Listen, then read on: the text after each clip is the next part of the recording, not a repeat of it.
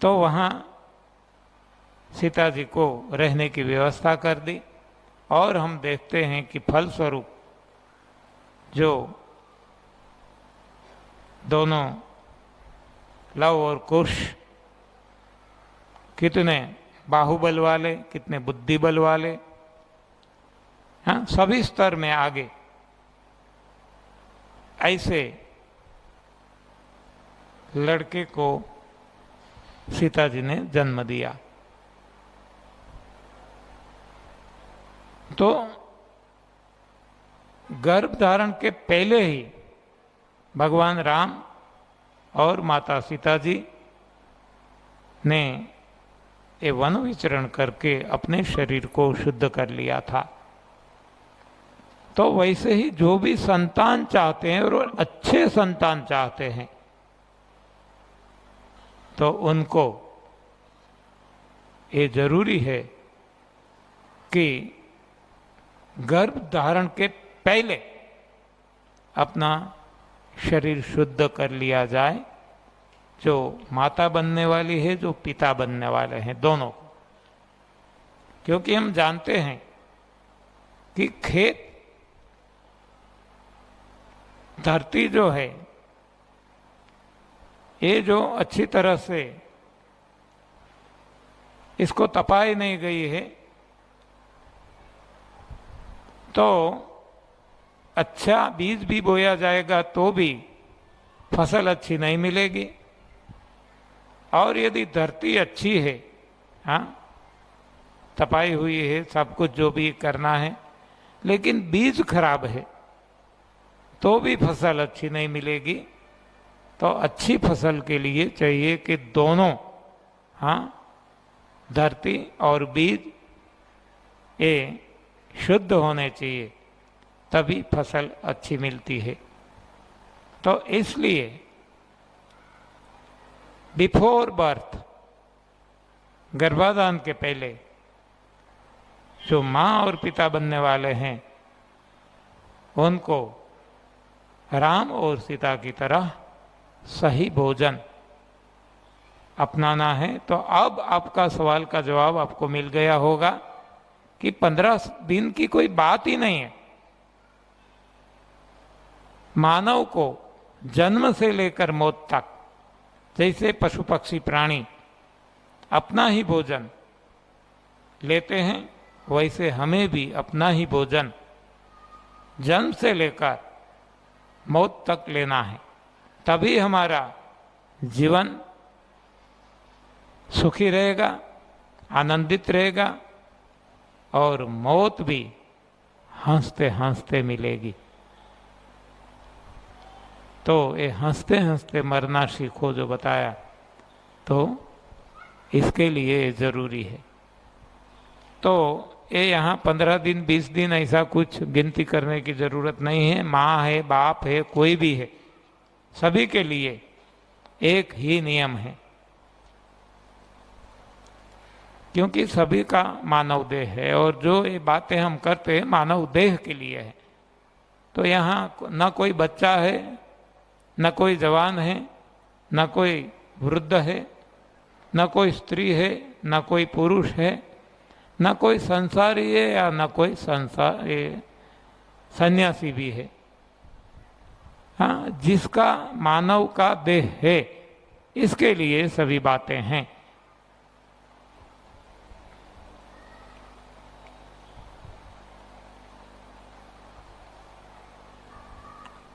कई सारे अनुभव सुनने मिले, मगर साइकोसोमेटिक डिजीज जैसे कि डिप्रेशन का अनुभव नहीं सुना क्या आपने? अलकाबेन का अनुभव हुआ या नहीं हुआ? अलकाबेन है क्या? हाँ, तो उनका अनुभव नहीं है तो हाँ, बाद में सुन लेंगे। बहुत सारे डिप्रेशन वाले इसमें से बाहर आ गए हैं। हाँ, मेरा अनुभव तो मैंने वो छपवाया है स्वदर्शन में। मैं भी डिप्रेशन से पास हुआ हूँ। हाँ, लेकिन ये तो मेरी कसौटी थी, ऐसा मुझे लगता है, क्योंकि भगवान है ना, हमारी इच्छा पूरी करते हैं। हाँ, वो तो तथास्तु ही कहते हैं। मुझे एक फोन यहीं सूरत से ही आता था बार बार, एक बहन जी का, नाम मुझे पता नहीं है, फोन नंबर भी मेरे पास नहीं है, लेकिन ये अलका बहन जी आ गई। हाँ, तो मुझे वो बताती थी कि आपने बहुत सारी बुक्स लिखी है, हमें बहुत कुछ इसमें से जानने को मिला है, लेकिन आप अब डिप्रेशन पे कुछ लिखिए। बेसो घड़ी डिप्रेशन पे कुछ लिखिए। तो मैं केवल हंसी में कहता था कि जो मुझे अनुभव नहीं है तो मैं कैसे लिखता। हाँ, जो भी मैंने लिखा है मेरे अनुभव के हिसाब से लिखा है। तो डिप्रेशन का तो मुझे कोई अनुभव नहीं है, तो मैं कैसे लिख पाता। तो देखो, भगवान है ना, इच्छा पूरी करते हैं। हाँ, मुझे डिप्रेशन आ गया, कोई रीजन नहीं था, कोई नहीं। हाँ, एक भी रीजन नहीं। और फिर भी, क्योंकि ये कोई न कोई तरह से मैंने भगवान से मांग लिया था, और मुझे लगता है ये भी अच्छा हुआ। यदि मुझे डिप्रेशन नहीं हुआ होता तो मैं डिप्रेशन वालों की क्या स्थिति है कैसे जान सकता था। हाँ, कुछ ही दिनों में मुझे पता चल गया कि यदि सबसे ज्यादा खराब रोग यदि कोई है, हाँ, जिसको जो भी रोग है खराब ही है, और सबसे ज्यादा खराब है जिसको माइग्रेन है, उनको लगता है बस बाकी के सब रोग तो ठीक समझे। हाँ, कैंसर भी ठीक है, एड्स भी ठीक समझे, लेकिन माइग्रेन जैसा खराब कोई नहीं है। जिसको बुखार आता है उनको ऐसा लगता है। लेकिन मैंने तो ये सभी रोग का अनुभव किया है, रोगों का अनुभव किया है, ज्यादातर सभी। हाँ, लेकिन जब मैं डिप्रेशन से गुजरा, मुझे पता चल गया कि डिप्रेशन से आगे शायद कोई रोग नहीं होगा। इतना खतरनाक, हाँ, कि जिसकी हम शब्दों में बता भी नहीं सकते। एक क्षण युगों जैसी लंबी हो जाए, न बैठ सके, न सो सके, न खड़ा रह सके, न चल सके, कैसे इसको, हाँ, जिसको पता नहीं है उनको कितना भी समझाएंगे, डिप्रेशन वालों की स्थिति वो कोई नहीं समझ पाएगा। हाँ, इसलिए पहले से मैं बता रहा हूं, पहले दिन से जब से शुरुआत की, ये यहाँ कोई इलाज नहीं है, न उपचार है न इलाज है, ये कोई पति नहीं है, कोई थेरेपी नहीं है। लेकिन रोग ही भाग जाते हैं तो हम क्या करें। हाँ, रोग खड़े नहीं रहते। क्यों? ये भी मैंने पहले दिन ही सभी को बताया था कि जो ही ये लाइट हुई, हाँ, अंधेरा का है, हमने तो केवल लाइट की ना, हमने कोई अंधेरा हटाने की तो कोशिश नहीं की है। कुछ हटाना है तो हम क्या करेंगे, हाँ, कोई कूड़ा कचरा है तो झाड़ू से हटाएंगे, कुछ ऐसा पानी भर गया है तो हम कोई तरह से हटाएंगे। यहाँ कोई हटाने की तो कोशिश करते नहीं है, केवल हमने तो प्रकाश के लिए लाइट की तो अंधेरा अपने आप छू हो गया। सूरज जब निकल आया, अंधेरा अपने आप गायब हो गया। तो ऐसे यहां भी हम केवल हमारे शरीर के अंदर भरे हुए जितना भी कूड़ा कचरा दोष मल इसको निकाल सके उतना इसमें फायदा हो सकता है। अपने आप हम केवल मल को निकाल कर शरीर को शुद्ध कर रहे हैं और कुछ नहीं करते, तो अपने आप शरीर ठीक हो जाता है। आपने देख लिया यहाँ, और पहले दिन से मैं बार बार बार रिपीट करके बताता हूं एक ही बात, और फिर भी हाँ ऐसे ही सवाल आते हैं। हाँ क्या करेंगे? तो ऐसा ही एक सवाल है, क्या हाथी पगा का इलाज इस नई भोजन प्रथा से संभव है? बिल्कुल नहीं। यहां एक भी रोग का इलाज संभव नहीं है। हम यहां रोग का इलाज ही नहीं करते। हाँ आपने कभी देखा मैंने किसी का हाथ पकड़ा, हाँ किसी की वो देखी नाड़ हाँ कितनी दबकती है क्या है, मैंने किसी के शरीर पे स्टेथोस्कोप लगाया, मैंने किसी को इंजेक्शन दिया, मैंने किसी को उल्टा करवाया, हाँ शीर्षासन करवाया या कुछ भी करवाया? आप सब जानते हैं, तो क्यों ऐसे सवाल आते हैं? यहां से कोई भी रोग का इलाज नहीं किया जाता है, ये सबसे पहले समझना है। यहाँ केवल हम रास्ता दिखाते हैं कि रोग का कारण क्या है और निवारण क्या है। करना तो आपको है। रोग है ही नहीं, हम बार बार बताते हैं, ये तो इंडिकेशन है। शरीर के अंदर मल जो रुक गया है, ये यदि आप कोई भी तरीके से, हाँ एक तो 3 तरीके तो हम यहां से बताते हैं, लेकिन मैं तो कहता हूं कोई भी तरीके से यदि आप शरीर में से मल को हटा सकते हैं तो रोग रहेगा ही नहीं, रोग का कारण ही निकल गया। रोग कैसे अब टिक सकता है?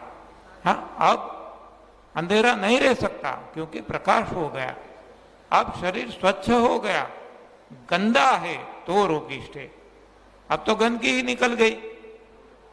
हाँ इतनी सरल बातें मैं पहले दिन से और डेली बार बार रिपीट करके बताता हूं, और फिर भी जब ऐसा सवाल आता है तो हाँ इसके लिए हम क्या बताएं? तो हाथी पगा हो या कुछ भी हो, इलाज हम नहीं करते, नहीं भोजन प्रथा कोई इलाज के लिए है ही नहीं।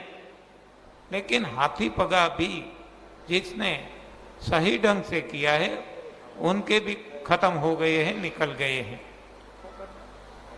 तो समझो अच्छी तरह से कि ये कोई पथी थेरेपी नहीं है, यहां कोई इलाज नहीं है कोई भी रोग के लिए। लेकिन जब शरीर की शुद्धि हो जाती है, गंदगी निकल जाती है, तो गंदगी की इंडिकेशन इसे हम रोग कहते हैं। अंदर गंदगी भरी है, यहां यदि फोड़ा हो गया हाँ कहीं भी, तो ये जो फोड़ा है ये यहाँ का, यहीं से तो निकलने की कोशिश है, शरीर की कोशिश है कि यहाँ से निकाल दिया जाए। इसके लिए इजीएस्ट रास्ता है, वहां से निकालता है। तो हम यहाँ हाँ यहाँ ऑपरेशन करवाते हैं, कट लगाते हैं, इस पे कोई लोशन लगाते हैं। हाँ ये सब गलत बातें हैं, समझते ही नहीं है। इसका रूट कहाँ है, इसका मूल कहाँ है? ये यहाँ है पेट में गंदगी है, तो ये गंदगी यहां से निकलने की कोशिश करती है, तो गंदगी को निकालो। तब तो यहां क्या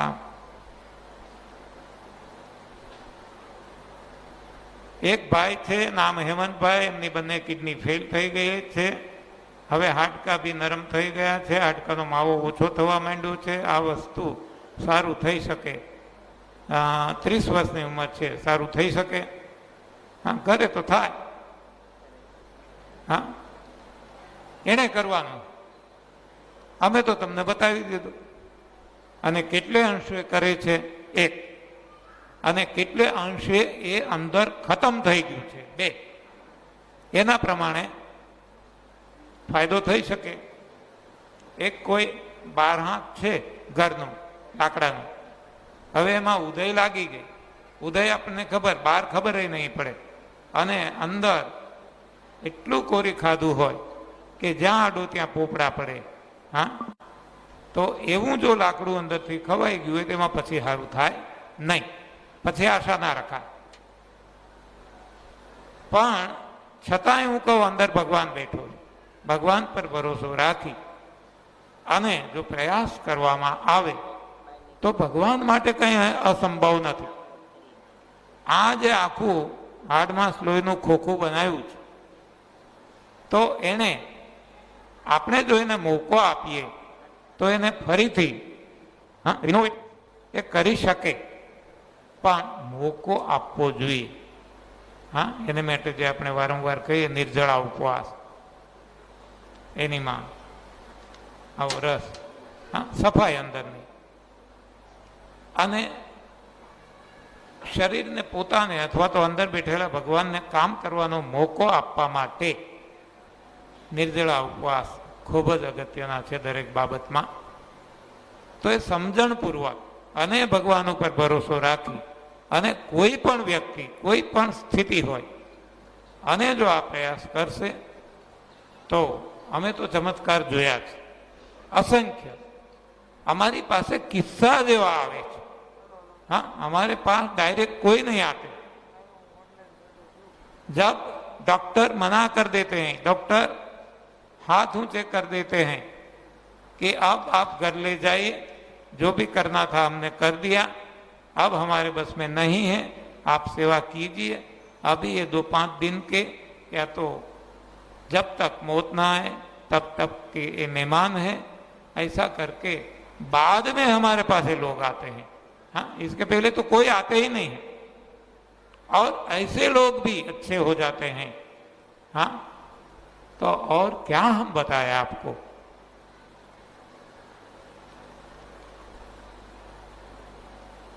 चंद्रेश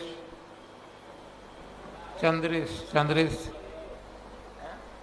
कालूभाई ने मैं कीधु छे, बोलावा गया छे. हाँ, आज शाम 7 बजे, जो मैंने सुबह बताया था, डॉक्टर अहमदाबाद के हैं अतुल मेहता, एमडी है गायनेक, उनका अनुभव हमें ऑनलाइन सुनना है टेलीफोन से, और रिकॉर्ड भी करेंगे कि जिससे बार बार उनको, जैसी ऐसी शिविर होती है ना, तो हम उनसे रिक्वेस्ट करते हैं तो वो बताते रहते हैं, लेकिन बार बार उनको तसल्ली देनी भी ठीक नहीं है. इसलिए हमने सोचा है कि आज उनका ये अनुभव रिकॉर्ड कर लिया जाए. आवे ने सर चंद्रेश? हाँ, तो इन्हें कहीं फोन लगाड़ो. हाँ, આવી ગયો. तो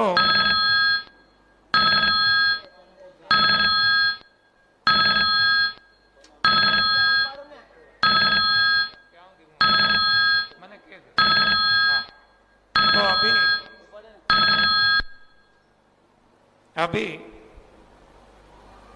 कोशिश तो की है, अब वो शायद कुछ काम में होंगे, तो उनका सामने से फोन आएगा, तब तक हमारी बातें हम आगे चलाते हैं. एक और सवाल है, कल गुजराती में है आम तो, आजकल मळता दरेक जातना शाकभाजी तथा फल फूल ऊपर खास करीने द्राक्ष ऊपर जंतुनाशक दवाओं छांटवामां आवे छे, ते केटला नुकसानकारक छे के नहीं, तेनी जरा समझ आपवा विनंती.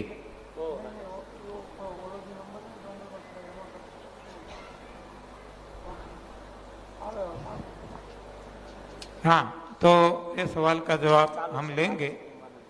इसके पहले एक कनेक्ट करते हैं डॉक्टर अतुल मेहता. हाँ हाँ हाँ हाँ હા, બધા શિબિરાર્થીઓ બધાને નમસ્કાર. અમદાવાદથી ડોક્ટર અતુલ મહેતા બોલું છું. હા, મારું નામ ડોક્ટર અતુલ સદાશિવ મહેતા. ઉંમર છે મારી 57 વર્ષ. हाँ अने हाँ हिंदी में बताएंगे तो हिंदी में चलो. मेरा नाम डॉक्टर अतुल सदाशिव मेहता है. मेरी उम्र 57 ईयर्स है. मैं गायनेकोलॉजिस्ट हूँ. एमडी गायनेक किया है और सीटीएम में 30 साल से प्रैक्टिस करता हूँ. मेरी हिस्ट्री में है मेन प्रॉब्लम एसिड इंक्रीज का था. एसिड पेप्टिक डिजीज बोलते हैं ना, वो था. लास्ट 25 ईयर्स से ये प्रॉब्लम था. बहुत सारी दवाई खाई. करीबन 8 से 10 हजार तक रेंटेक की गोली खाई होगी. फिर 2 बार गैस्ट्रोस्कोपी कराई. उसमें 15 साल पहले कराई. उसमें गैस्ट्राइटिस डायग्नोस हुआ था और उस टाइम लेंसीप्राजोल गोली मेरे को डॉक्टर ने दी थी. फिर वो गोली मैंने वो भी बहुत खाई. फिर उसके आगे की गोली खाई पेंटोप्राजोल, रेबीप्राजोल. और गोली लेते तो अच्छा रहता है, फिर गोली बंद करते तो कभी कभी 3 रात को भी उठना पड़ता है और तकलीफ ज्यादा हो जाती थी.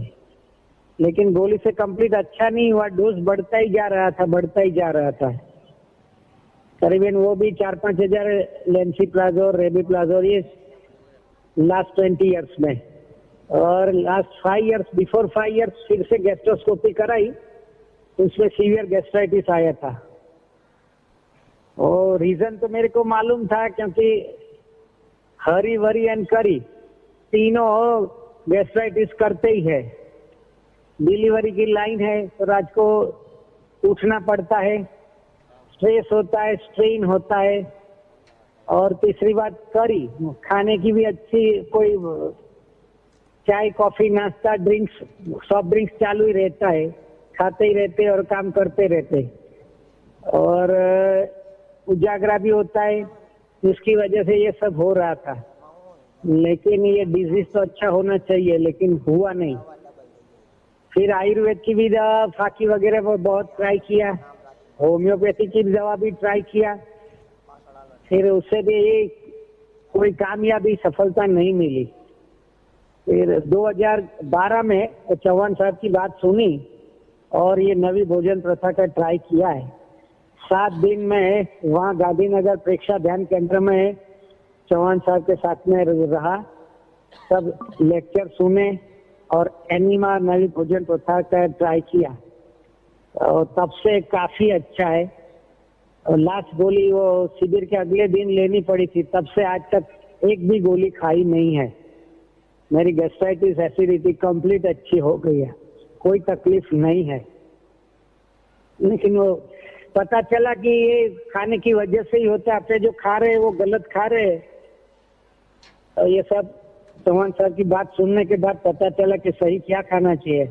और जो विज्ञान ने बताया उसको और ये इसका कोई डायरेक्ट कनेक्शन जैसा लगता नहीं, ऑपोजिट लगता है सब बात. लेकिन ये करने से ही पता चलता है. Seeing is believing. ट्राई करते तो ही मालूम पड़ता है. और ये जो बात बता रहे थे चौहान साहब, वो कोई साइड इफेक्ट वाली बात है नहीं. ट्राई करने से ही पता चलेगा. विज्ञान के तौर पर सोचेंगे तो लगेगा कि ये सब गलत है, ऐसा नहीं हो सकता है. लेकिन सही में लाखों लोगों ने किया है, सभी को अच्छा हो गया है, तो वही मानना ही पड़ेगा. कि एविडेंस बेस्ड मेडिसिन बोलते हैं ना, कि विज्ञान में क्या है, जो दवा खाते हैं उसकी क्या इफेक्ट आई, क्या साइड इफेक्ट आई, और उसके हिसाब से वो परसेंटेज कैलकुलेट करते हैं. तो ये एविडेंस बेस्ड मेडिसिन जैसा ही है. काफी लोगों को डायबिटीज अच्छा हो गया है, ब्लड प्रेशर अच्छा हो गया है, स्किन प्रॉब्लम अच्छा हो गया है, एसिडिटी तो 3-4 दिन में ही अच्छी हो जाती है. तो इससे ज्यादा और एविडेंस क्या दे रहे हैं. ये जो करते हैं उसको ही मालूम होता है. और चौहान साहब जो बता रहे हैं वो एकदम ब्रह्म वाक्य जैसा ही है, समझ लो। क्योंकि उन्होंने अभी 15-20 साल अपने ऊपर ये ट्रायल करने के बाद, प्रयोग करने के बाद सभी के सामने रखा है। वो 1-2 साल की बात नहीं है, 20 साल 22 साल से ये कर रहे हैं और सभी के जीवन में रोग निर्मूलन कर रहे हैं, और वो भी निस्वार्थ भाव से कर रहे हैं। उनको कोई प्रेस्टीज लेनी नहीं है, कोई पैसा कमाने का नहीं है, फिर भी ये सबको ये भगवान का ही काम कर रहे हैं, सुमिरन का ही काम कर रहे हैं। वो जो एक एक बात बोलते हैं ब्रह्म वाक्य समझ लो कि भाई उपवास उत्तम है, खाना खराब है, तो किसी को बताएंगे तो सच मानेंगे ही नहीं है। फिर कच्चा सच्चा, रंधायु पे गंधायु, सब एक एक बात ब्रह्म वाक्य जैसा ही है, तो ही मालूम होएगा कि ये बात सही है। नहीं खाते तो कोई कमजोरी नहीं लगती है, कोई चक्कर आके गिर गया ऐसी कोई बात नहीं है। और जो रेफरेंस दे रहे हैं आयुर्वेद का, जैन मुनि का, गीता का, उपनिषद का, उसके आधार पर सब बात करते हैं। तो ऋषि भी बहुधा गीतम, जैसे ऋषि मुनियों ने जो बताई वही बात बता रहे, वो उसकी मॉडेस्टी है। और दूसरा आदमी अपने को कोई हैरान करता है, अपनी बीमारी कोई दूसरा नहीं देता है, अपने आप ही कर ही पाप मनुष्य दुख पावा, ऐसा जो बताते कि अपने जो गलत करते हैं उसके हिसाब से आपको रोग होता है, कोई दूसरा आपको कोई बीमारी थोड़ी देगा। ऐसे श्लोक बोलते हैं ना कि सुखस्य दुखस्य नकोपि दाता परो दत्तापि इति कुबुद्धि रेशा अहम करोम इति वृथाभिमान स्वकर्म सूत्रे ग्रसितो ही लोका, कि अपने कर्म के हिसाब से ही सबको जो बीमारी होती है, तो बीमारी नहीं लाने के लिए क्या करना चाहिए, और जो बीमारी आ गई है उसको निकालने के लिए क्या करना चाहिए। तो enema is the best answer. और नई बीमारी नहीं डालना है तो ये नवी भोजन प्रथा अपने करते हैं तो अच्छा रहता है। और इसकी साइड इफेक्ट तो कोई है ही नहीं। साइड इफेक्ट में मानो तो खाली वजन कम होता है, तो जिसको अच्छा दिखना है वो वजन बढ़ा है, जिसको अच्छा रहना है तो ये नई भोजन प्रसाद ये अच्छा हो ही जाता है। बस यही मेरा कहना है, और ये कोई साइड इफेक्ट वाली बात नहीं है। और पानी दूध वगैरह के लिए जो छोटी छोटी पुस्तिका है जरूर पढ़िए, उसमें सब लिखा है, वेल एक्सपीरियंस बात है, लाखों लोगों को करोड़ों लोगों को उसका फायदा हुआ है। तो सभी अपना अपना एक्सपीरियंस देंगे तो पता चलेगा कि ये अच्छी बात है। और लास्ट में ये बात है कि मैं डॉक्टर होने के नाते भी दवा नहीं लेने की बात करता हूँ, तो कई लोग बोलते कि आप अपने धंधे पर ऐसी बात कर रहे हैं तो धंधा कम हो जाएगा, लेकिन ऐसी बात नहीं है। हम 100 लोगों को बोलते हैं तो उसमें से 8 से 10 लोग ही करने के लिए तैयार होते हैं। मैंने तो हर पेशेंट को यही समझाता हूँ, लेकिन जिसको पता चले, मालूम होए, करने की हिम्मत होनी चाहिए, तो ये सब अच्छा हो जाता है। और देने वाला भगवान है, ऐसी कोई बात नहीं है। बराबर। और ये अपने जीवन में सत्कर्म करना चाहिए, इसके मैं भी सभी को ये बात बताते ही रहता हूँ। पैसा, धर्म, अर्थ, काम, मोक्ष में वो तो किस्मत में जितना पैसा होगा वो तो मिलेगा ही, बराबर। तो ये एक सेवा और सुमिरन का काम ही है, इसलिए मैं सभी को बात करता हूँ। और आप लोगों को भी मैं शुभेच्छा देता हूँ और कहता हूँ कि आप लोग भी अभी करिए और निर्मूलन होइए। All the best. बराबर। चौहान साहब को नमस्कार। सभी कार्यकर्ताओं और सभी को मेरी शुभकामनाएं। और आप भी सेवा का काम कर रहे हैं, वो उसका जरूर भगवान नाम लेंगे। चलो नमस्कार। हाँ जी, तो सभी ने सुना, अनुभव सभी को सुनाई दिया, पीछे भी। ओके। हाँ, मेरे पास जरा कंप्लेन आई थी कि अच्छी तरह से सुनाई नहीं देता है। यहाँ तो सुनाई देता था और आपको भी सुनाई दिया, अच्छी बात है। अच्छा, अब देखते हैं आगे। एक सवाल है,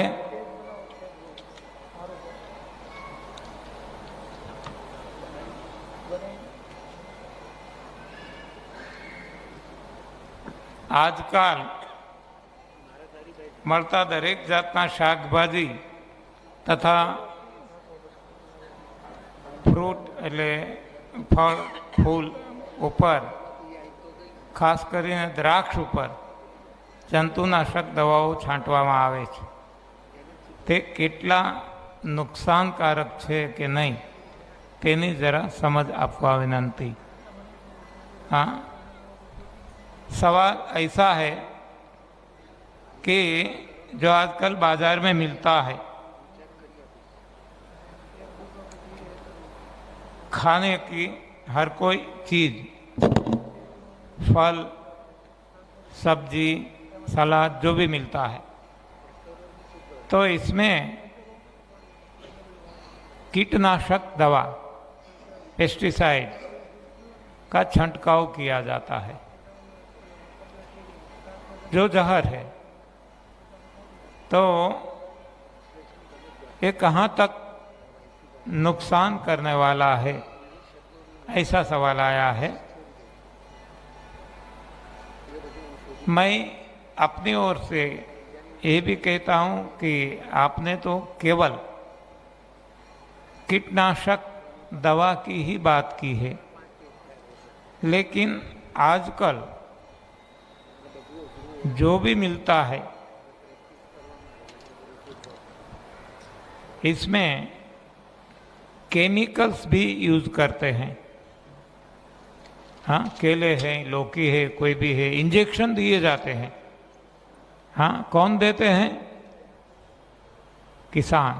किसान कौन है? मानव. हाँ, हम ही हैं. और आज हमारी बुद्धि ऐसी हो गई, हाँ, किसी को नहीं छोड़ा और सभी जगह चल जाता, लेकिन खाने पीने में भी हमारी ये जो बुद्धि है ये मारी गई है और पैसे के लिए हम कुछ भी करने के लिए तैयार हो गए हैं. तो आज ऐसा भोजन किसान सभी को खिला रहा है कि जो जहर है.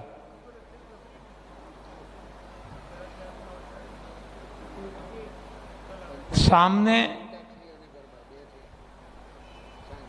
एक एग्रीकल्चरल इंडस्ट्री हम इसे कहते हैं, जबकि सामने दूसरी इंडस्ट्री है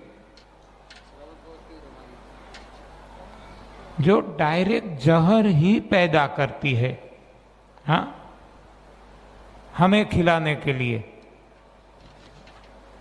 देखो, समझना, किसान जो है ये जहर का छंटकाव करता है, जबकि ये जो मेडिसिन की जो दवाएं की फैक्ट्रियां हैं, इंडस्ट्रीज जो है, वो डायरेक्ट पॉइजन ही बनाती है. और हर कोई मेडिसिन आप ले लो,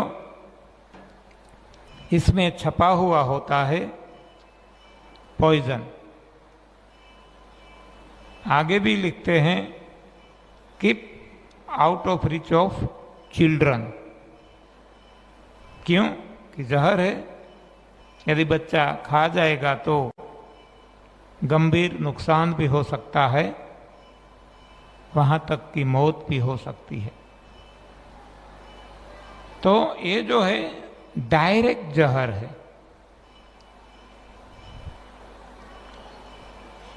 तो जो ये इंडस्ट्री जहर का जो मानव को खिलाती है और जो किसान एग्रीकल्चरल इंडस्ट्री ये भी मानव को जहर खिलाती है. अब दोनों की तुलनात्मक अभ्यास करेंगे. किया नहीं है मैंने, मैं केवल आपको एक तर्क देता हूं, लॉजिक देता हूं समझने के लिए। इसकी यदि तुलना करेंगे तो शायद 1 जेम 1000 या 1 जेम लाख हो सकता है। यानी कि 1 केजी किसान मानव को जहर खिलाता है तो इसके सामने लाख केजी जहर ये मेडिकल इंडस्ट्रीज मानव को खिलाती है। हाँ, ये एग्जैक्ट फिगर नहीं है, इसमें कम ज्यादा हो सकता है। केवल समझने के लिए ये तर्क मैं आपको देता हूं, लॉजिक देता हूं। कहीं भी मैं गया हूं, आज 1400 1400 सेमिनार्स हो गए, सभी जगह ये सवाल आता है विदाउट एनी एक्सेप्शन, सभी जगह। और यही सवाल करने वाले हम सब डॉक्टर के पास गए हुए हैं, जाते भी हैं, जानते भी हैं कि जो दवाइयां हमें दी जाती है वो जहर ही है। और ये लोग तो लिख के देते हैं, हाँ पॉइजन है, ख्याल करके खाना। इसमें ऐसा भी कहते हैं कि डॉक्टर की प्रिस्क्रिप्शन के बिना दवाई नहीं लेना, क्योंकि जहर है। तो इतना जहर, इतना नुकसान करने वाला जहर जानते हुए भी कभी किसी ने डॉक्टर को पूछा कि ये जहर जो खिलाया जाता है हमें, तो क्या हमें नुकसान नहीं होगा? हाँ, मेरी नज़र में तो आज तक ऐसा एक भी पेशेंट नहीं आया है जिसने डॉक्टर को सवाल किया हो। हाँ, कैसा देखो मानसिकता हमारी, पैसे दे करके, अपॉइंटमेंट लेकर के, लाइन में घंटों तक बैठ के, जब डॉक्टर को हम बताते हैं, डॉक्टर प्रिस्क्राइब करते हैं, हाँ कहते हैं सुबह दोपहर रात, हाँ ये लेना ये लेना, हम जी हाँ जी हाँ, हाँ क्या बात है। और जब यहाँ आपको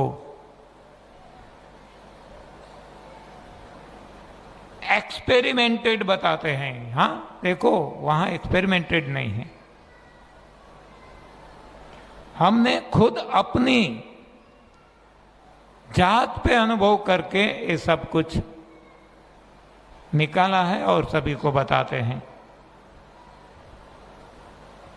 यहां हर कोई डाउट करते हैं, नुकसान नहीं होगा, कितना होगा, क्या होगा, मर जाएंगे, हाँ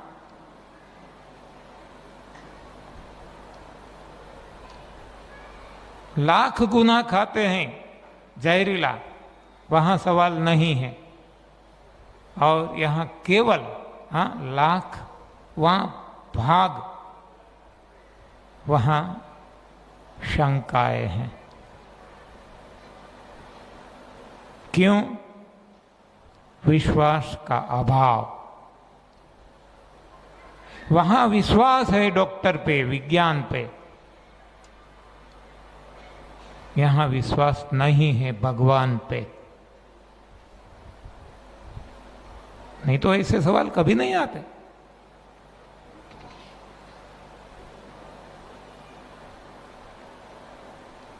जहर क्या कर सकता है? हमने देखा है मीराबाई को जहर पिलाया गया था, हाँ कटोरा भर के,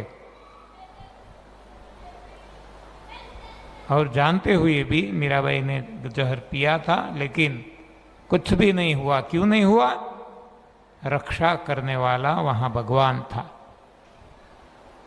मीराबाई को भगवान पे भरोसा था, और जब हमें विज्ञान पे भरोसा है,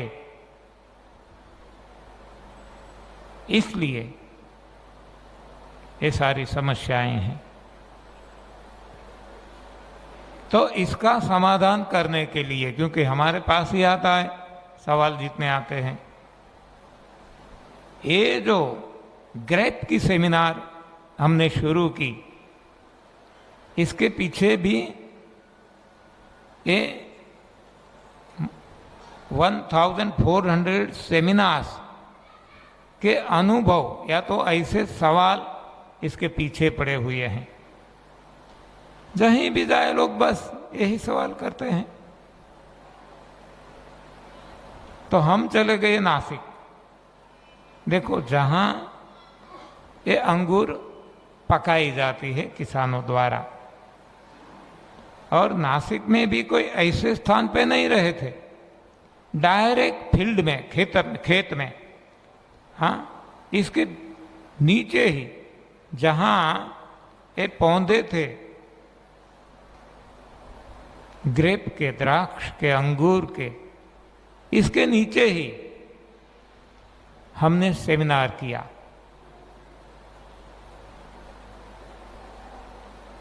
हमने देखा कि इतना छंटकाव किया जा रहा था ये जहरीली दवाओं का। हाँ, हम भी करते हैं हमारे खेत में, मैं किसान हूं। तो हम क्या करते हैं, अपने साथ पीछे एक छोटा सा वो पंप ऐसा और लगाकर 2-5 लीटर इसमें भर के, हाँ, पंप लगाते हैं, और इसमें ज़्यादातर पानी है, थोड़ा सा ये पेस्टिसाइड है। तो कपास में, वो कहीं भी वो फसल में हम पंप लगाते हैं। तो इसकी तुलना में अंगूर के जो एक खेत है वहाँ मिनी ट्रैक्टर रखते हैं,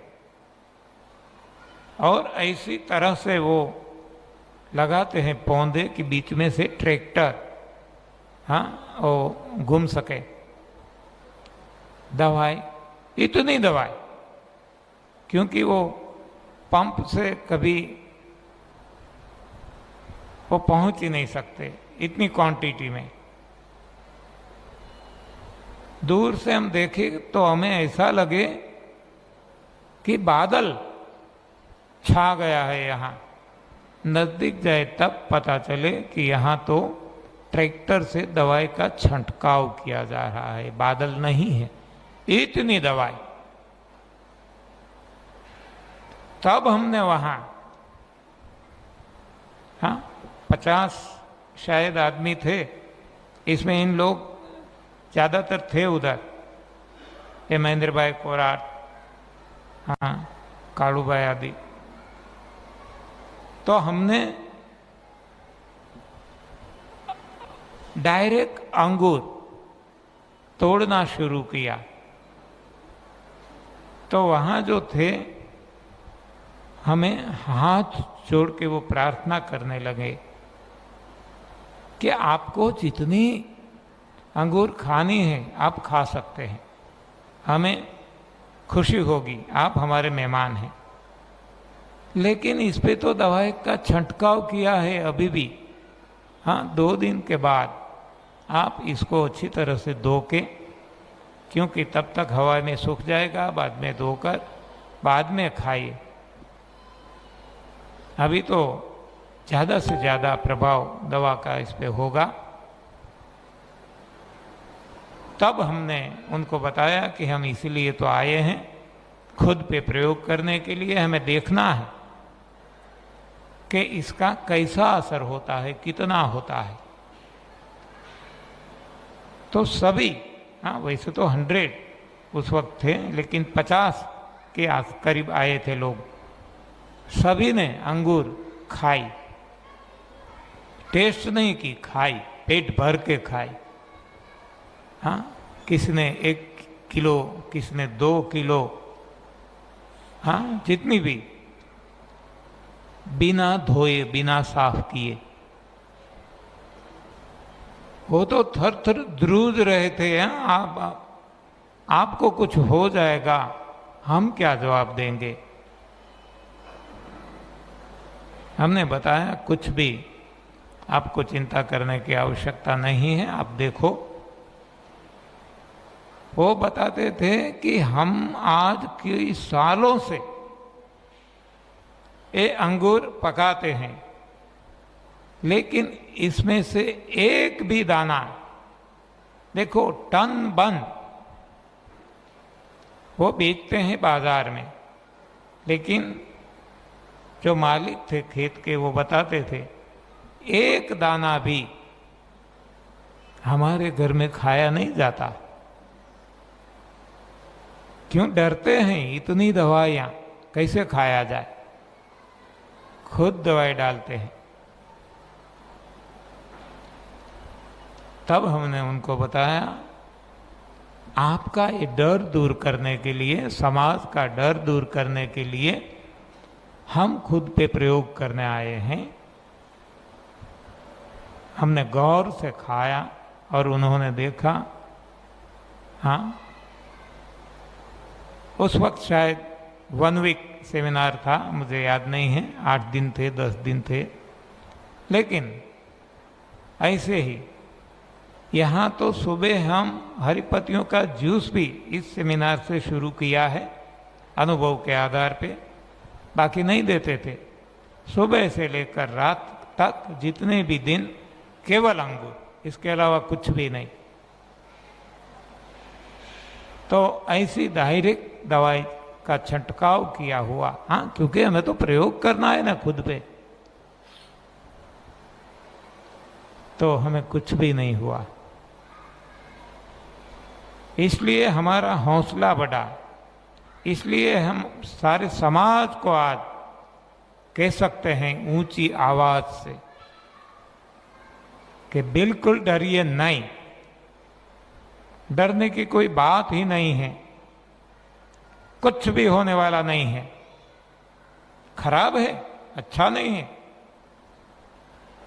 लेकिन यदि जब आपको ऑर्गेनिक नहीं ही मिलता है तो ऐसा खाने में डरो मत, क्योंकि वही, वैसे भी वही तो खा रहे हैं। जो कुछ खाते हैं दवाई के अलावा, केमिकल के अलावा कुछ मिलता ही नहीं है, वही खाते हैं। फर्क क्या है, आग पे चढ़ा के खाते हैं। हमने देखा कि आग पे चढ़ाने से ही थाउजेंड्स ऑफ टाइम, हाँ हजारों गुना ज्यादा, ये जो जहर इसमें है वो मल्टीप्लाई हो जाता है, बढ़ जाता है, तब ये ज्यादा नुकसान करता है। आग पे जब चढ़ जाता है तो बहुत ही जहरीला बन जाता है। हम छोटे थे, मैं बार बार बताता हूं, मैं किसान हूं, आज भी हूं, तो हमारी खेत में पका हुआ भोजन, हाँ अनाज दालें हम खाते थे, सब्जी सब कुछ। तो इन सभी को पका कर खाते थे। उस वक्त ये पता नहीं था। हमारे घर पे गाय भैंस भी थी, इनका दूध भी पीते थे। हमारे जो माँ बाप या तो भाई बहन थे बड़े, ये सभी बीमार थे, हम भी बीमार थे। उस वक्त पता नहीं था, दवाइयाँ लेते रहते थे, बाकी सब कुछ करते थे जो मैंने आपको बता दिया है, एक्सरसाइज, योगा, प्राणायाम, हाँ दोहरा धागे, ये सब कुछ,